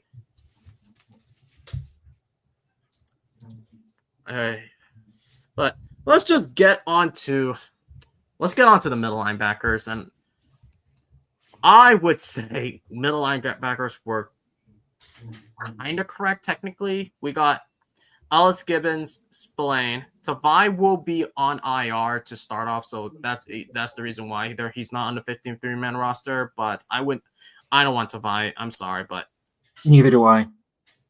But Martin Mapu making the roster because we had him getting cut.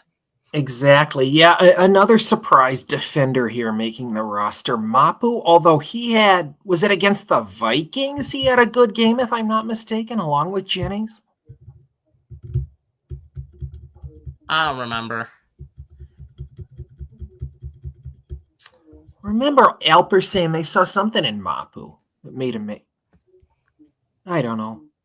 I'm just brain farting right now. Yeah, we're all brain farting on. Actually, we should have talked about Anthony Jennings, but I think we already touched on the Anthony Jennings situation. But I don't know if we actually touched on it, but the fact that he is a surprise move, considering that he did make the 53-man roster, considering that he looked great during the preseason games, but that's just because we thought he would be like a trade candidate for teams that need an edge rusher, and we would get draft capital out of him. But would you consider Anthony Jennings to be like your surprise pick? For making the roster, that would be Kyle Duggar.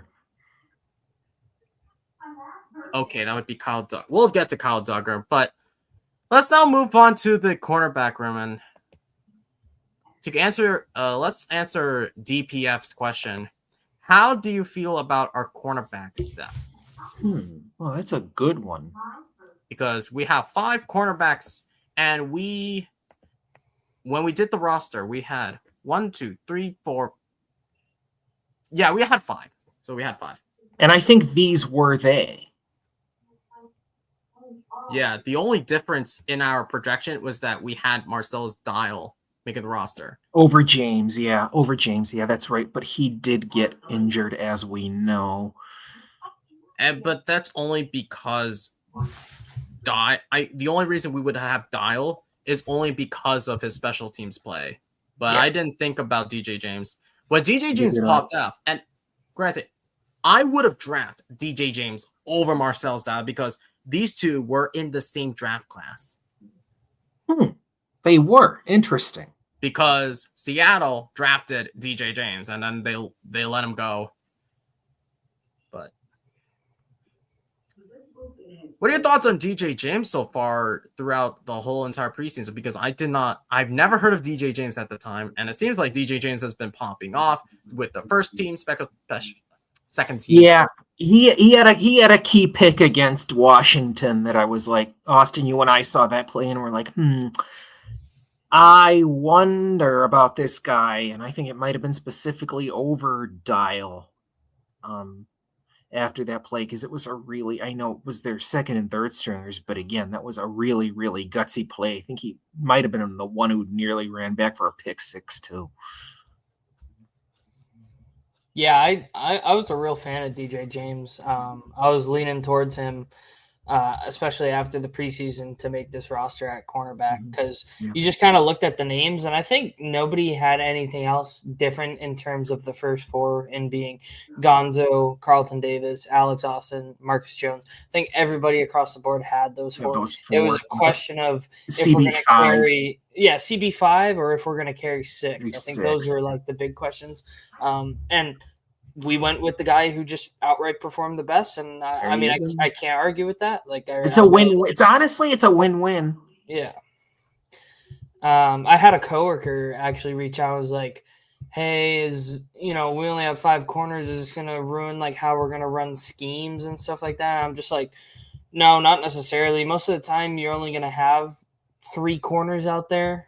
And then specific packages, warrant more. It could also be they just see some big versatility in the safety room where maybe, Craig Woodson could play some corner. Maybe Jalen Hawkins could play some corner or, just line up in there. So maybe that's why we did go with a smaller room. But at the end of the day, like, I'm completely happy with those 5. Like, I don't think you could ask for a better room there. Agreed. Interesting. I'm just currently like since Tyler has joined the chat. Obviously Molly, since you were, I know we talked about this. Since you're new to the whole football logist, if you really have any questions, feel free to put them in the chat regarding like the 53-man roster, the positions, anything in general, anything relating to football. We will gladly answer them for you. So feel free to type away. And besides, guys, after the live stream, I'm heading over to Colby's channel as a viewer, not as a host. So please check out Patriots Global, because after all, we're all three of us are from the Patriots, all from the Patriots Global Discord chat, by the way. So just FYI. But let's talk about the safeties for a bit. Like, I'm not shocked about some of these players that we have for safeties, but I was shocked that. So we had Hawkins making the PS and then F's making the roster, but the shocking factor is that it was vice versa. Hawkins made the roster, Epps did not. And I would assume that we touched on this, Austin, that Epps wanted to play a starting role. He did. He actually specifically requested to be released. Yes, exactly. Thank you. Yeah, I think just with the depth of our safety room and the confidence that Vrabel had in some of the younger guys already in there, I personally felt the only way Epps would make the roster is if he outright beat Duggar for the job, which unfortunately never happened. I guess we'll never know because he ended up just saying, hey, I don't want to play here. I'm not a scheme fit, and requested to be released. And, I wish him the best of luck. Obviously, he's coming off the ACL tear. So, I mean, if he can recover and ball out for somebody else, I mean, more power to him. I mean, I'm not gonna hate on that. It obviously didn't work out with us, but it's not like he's Joe Milton over here smack talking the team. You know what I mean? That's a good thing. He just said, hey, it's not the right. He's forthright. He comes up and says, I'm not a scheme fit. Exactly. That's not trash talking. It's just being a straight shooter. You got to respect that. I like these kind of comments because you would hear players saying, I want to be traded just because of like money talks, wanting to be like I would say like starting role, but for this situation that I respect Epps' decision, consider that he was a former Super Bowl champion with the Philadelphia Eagles before I think he joined the Raiders, if I'm not mistaken. Let me look. He was he came to us from the Raiders. Yeah, and when he was drafted, I think he was with the Eagles. No, he was not a Super Bowl champion. I thought he was he's always drafted by the Vikings, then played with the Eagles. Yes, I was correct about the Eagles. But I feel like with Epps, I wish him the best of luck. If Epps if Duggar was gone, and this is a what if, because I don't think Duggar is still safe. This is just a initial 53-man roster. I don't think he's safe just yet. I was really shocked about Kyle Duggar, because especially that he played the most snaps out of all the games. And it is really shocking. Do you know why they would have made Duggar play like a whole bunch of snaps in all the preseason games, and then he still made the 53-man roster? I mean, for me, it's just to build, hype around him for a trade. Like, you want to kind of show teams like what type of player they'd be getting. Granted, he was playing against second strings, third strings, whatever. But I mean, he had the clutch interception in the closing seconds against the Vikings, and then he had an interception against the Giants. Like, to me, even though it was a blowout. Yeah, like to me, he, showed that he could still play at that starting caliber, and I think that kind of sealed the deal for him being on the 53-man roster. I mean, if everything works out, I'd love for him to return to form and be our starting safety. Like, at the end of the day, you want your players to work out. If we don't have to trade anyone and everyone plays exactly how we hope they'll play, then that'd be wonderful. But I do still think, Duggar, Anthony Jennings, unfortunately, who I'm a big fan of, and Kendrick Bourne are on the trade block. Interesting. No, I completely agree that Bourne and Duggar are on the trade block. Jennings, possibly. He was a showcase. He was a showcase guy too. Bourne really wasn't because of the injury, but both Jennings.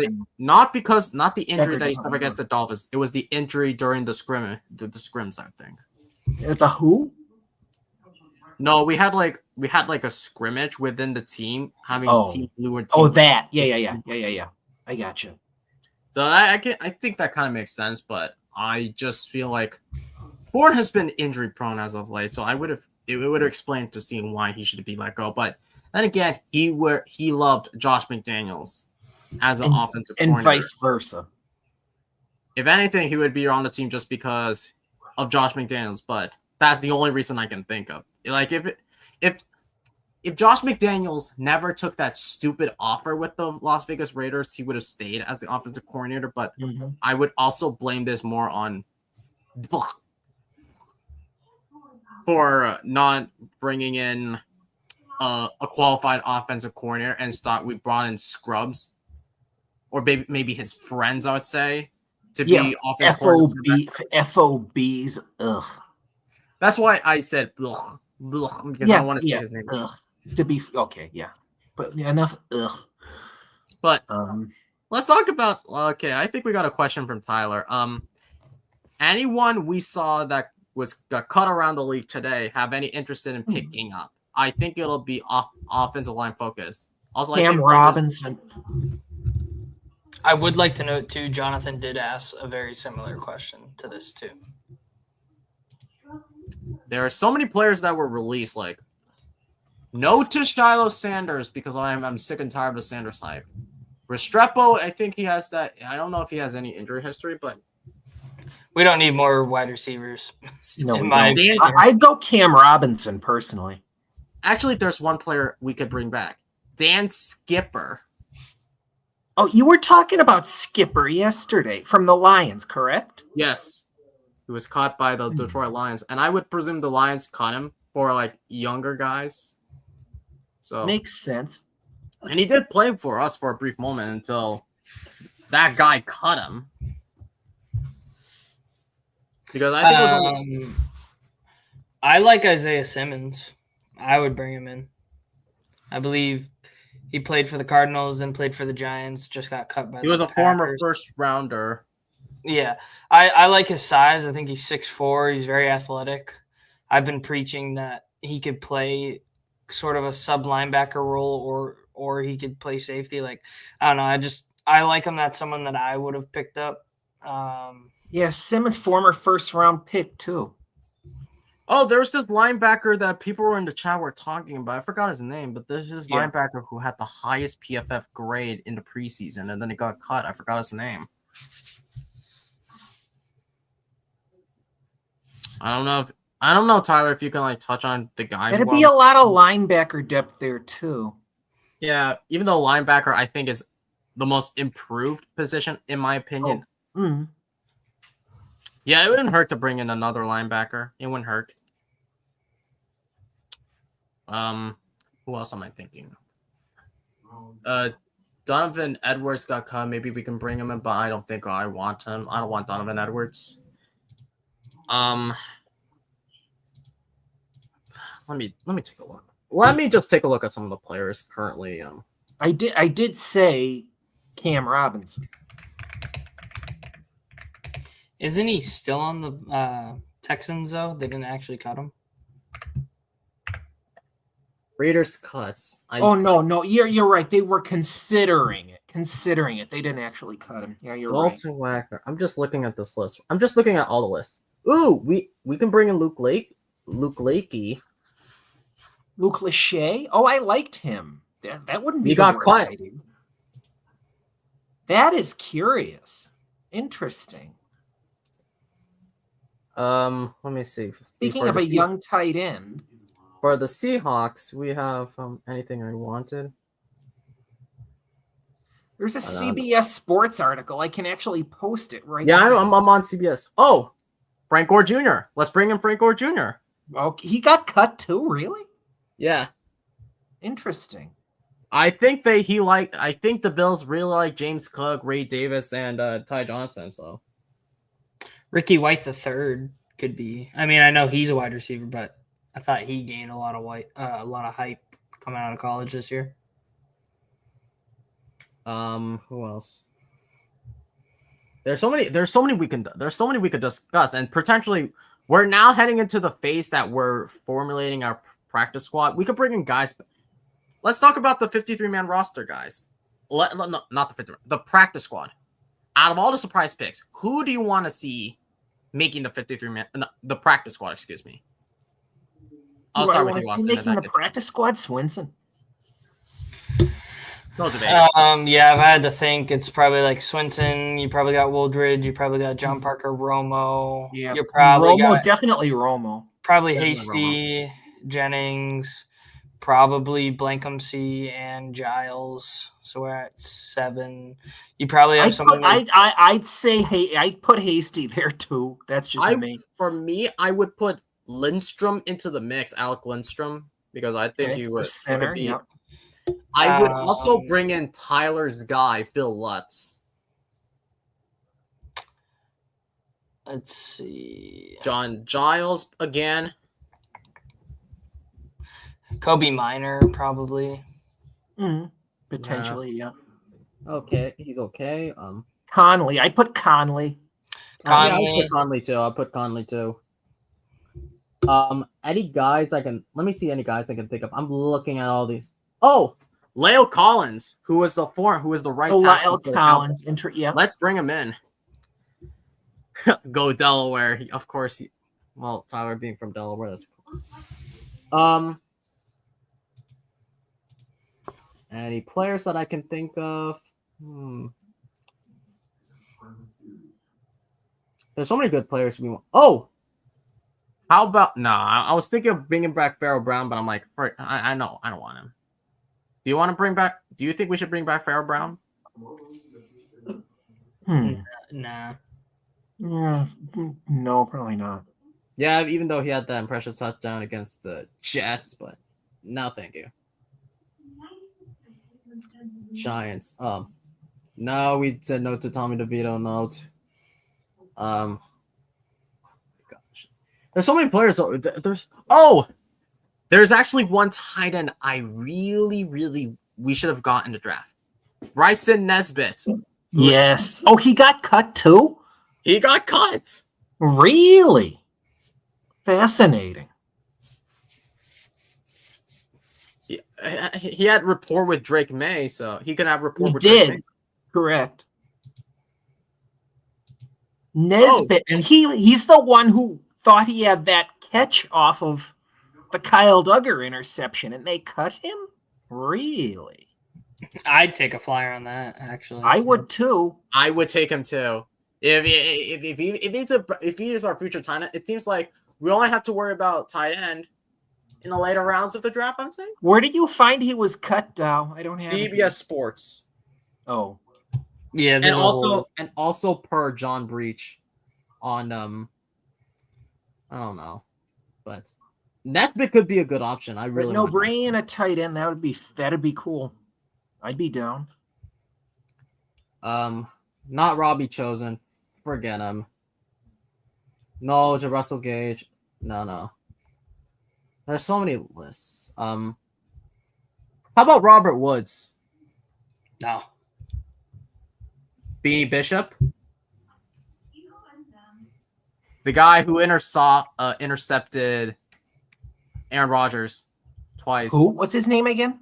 Beanie Bishop Jr. from the Pittsburgh Steelers. Yeah, who? Next. Beanie Bishop. Oh. Cornerback. I could bring in that other corner. Yeah, I thought Robbie Chosen or Chosen Anderson or Robbie Anderson or whatever his guy's name is retired. I'm like, yeah, this guy's a bum. I don't want him. I don't want Chosen. Robert Woods, it would be nice. Here's a better Kobe we could have brought. Kobe Bryant. Oh. What?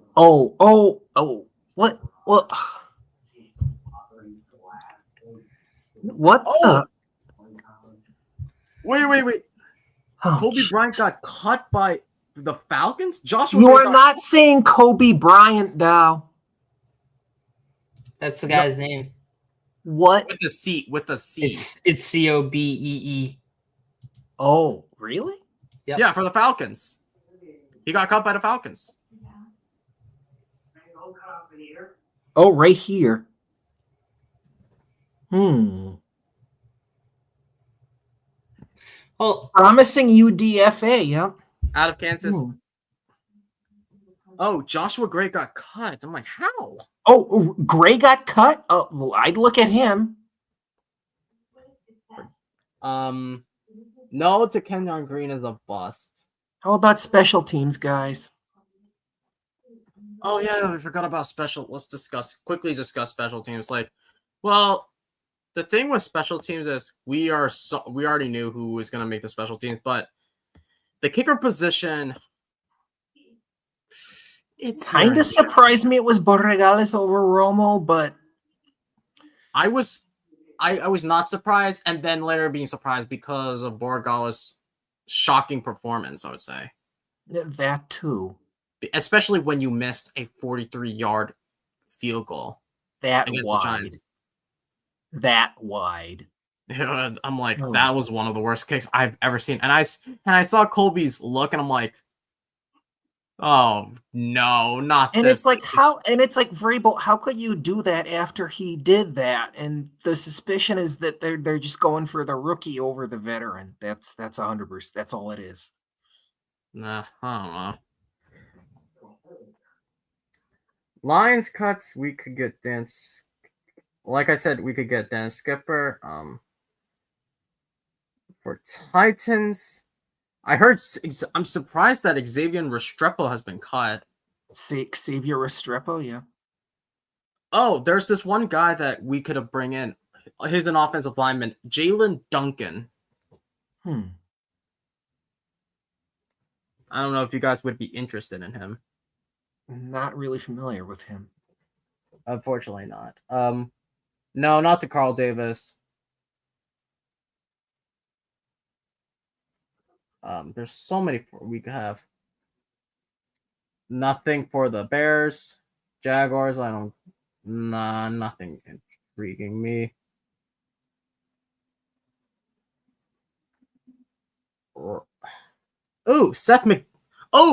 We could get Seth McLaughlin. He got cut by the Bengals. I'd be interested. I could take that. It seems like so many centers that were from that draft class are getting cut. That's weird. That's really weird. And we could use a McLaughlin. Yeah, that's a. And he's out of Ohio State. Yeah, most were UDFAs. That explains it. Yeah. Rams. Oh my god! I'm surprised the Ram cut this guy, Willie Lampkin the fourth.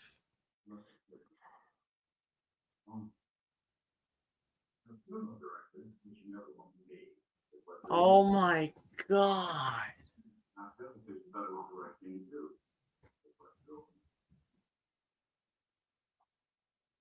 Andy, are you good? No, I'm fine. I'm fine. I just No, I'm fine. It's just like just thinking about other guys is making my head spin right now. I'm sorry. Oh, that's fine. Oh, there's so many guys we could have brought in. No surprise that Deontay Johnson's cut. No, Screw but him. Lampkin, that is a surprise cut. I was shocked he was cut. Deontay Johnson cut. I'm not surprised. He's a bum anyway. Travion Williams, who we brought in who was from the Bengals, got cut. Not bringing him back. Pierre Strong got cut. Maybe a reunion. Pierre Strong. We traded. It was back in 2023. We traded him for this unknown offensive tackle from the Browns.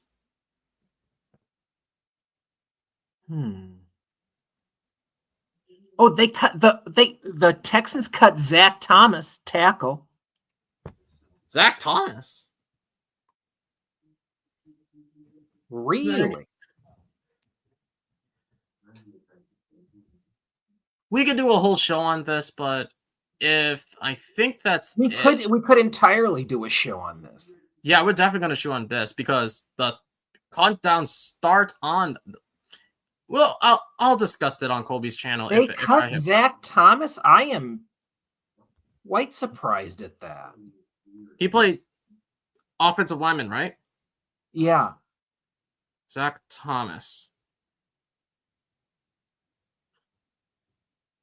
They're not that Zach Thomas. I'm talking about Jalen Mills. He's a bum.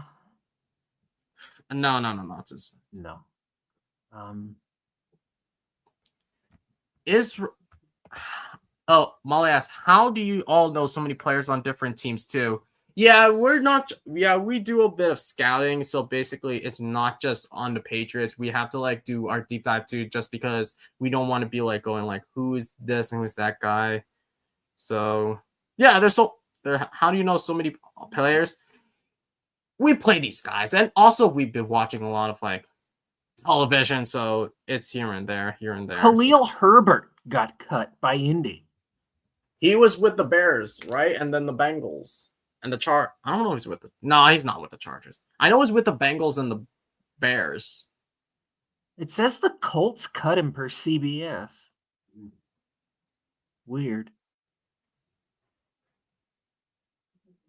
But I think if we want to do a future show on this, I don't think that would be necessary. But you want to call it off?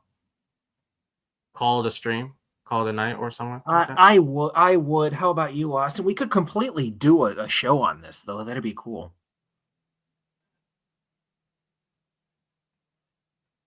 Austin, you're muted, bud. I think we talked about everything we needed to, and we can definitely discuss another stream another time. So yeah. And besides, tomorrow is when they're starting to formulate the practice squads. And one more thing before we get out of here. Marcus Yarns, cut by the Saints. I don't know much about him, so we'll discuss this later. But yeah, we'll discuss this later. But cool. That's gonna be it for today's guys. I thought it was gonna be a 1 hour 30-minute stream. It's just there's so many discussions we love talking about with like there are so many things we would love to talk about. But yeah, F the Saints. But there's so many things we could talk about. Like today was about the 53-man initial roster and then projections of like who we want for the practice squad. But we could do a show on this, but yeah, the things should start around like noon. I can do a whole video on it, but that would be time to tell. But if you guys really enjoyed the stream, please make sure that you smash the like button and hit subscribe. It's completely free and helps us grow significantly, and we appreciate the support. Please make sure that you get us to 100 subs. We have so much in store for us. We have a Q&A live stream. We got some call-ins. It's good. So the call-ins will be like a radio show format. You either come up with a question or a statement, and then we boot you out for an upcoming caller. And also, I think we alluded to this between me, Austin, Thomas, and Tyler that we will be doing giveaways. Is that correct, Austin?